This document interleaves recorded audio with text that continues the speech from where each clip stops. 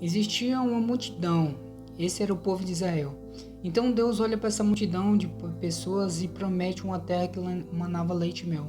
Uma terra prometida, uma terra próspera e uma terra rica.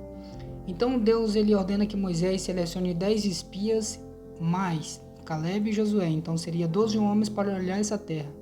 E desses 12 homens trazer alguma experiência, olhar e trazer dizendo assim o seguinte: como é essa terra, como aquele povo era e como aquela terra ela produzia. Então esses 10 espias e Caleb e Josué foram olhar essa terra e eles trouxeram boas notícias daquela terra. Eles disseram que os cachos de uva precisavam de 2 homens para carregar, de tão próxima que aquela terra era.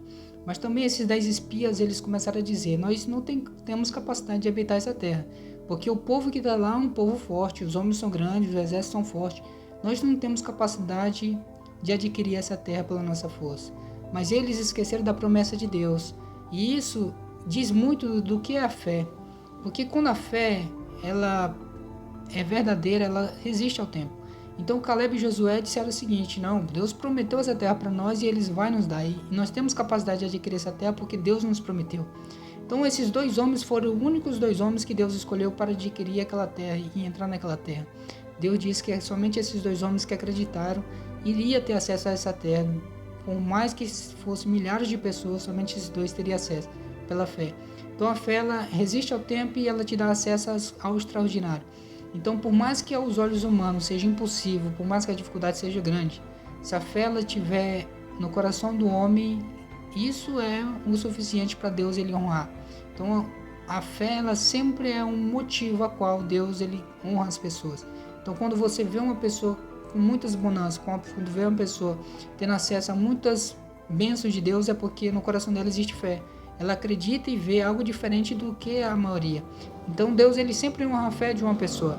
Então esses 2 homens foram honrados por Deus e com nós não é diferente. Todos os dias nós olhamos para as situações e muitas vezes nós desacreditamos e achamos que é muito difícil a nossa realidade. Mas nós temos que acreditar também e lembrar que o nosso Deus ele é grandioso mais do que todas essas coisas. E se a gente observar e começar a compreender a Deus e começar a conhecer a Deus, a gente compreende que existe uma sabedoria em todas as coisas e tudo caminha conforme a vontade dele. O tempo ele mostra isso, então isso traz a cada dia mais fé para o nosso coração e acreditamos que nada é impossível para Deus. E assim acreditamos nas promessas a qual ele nos deu.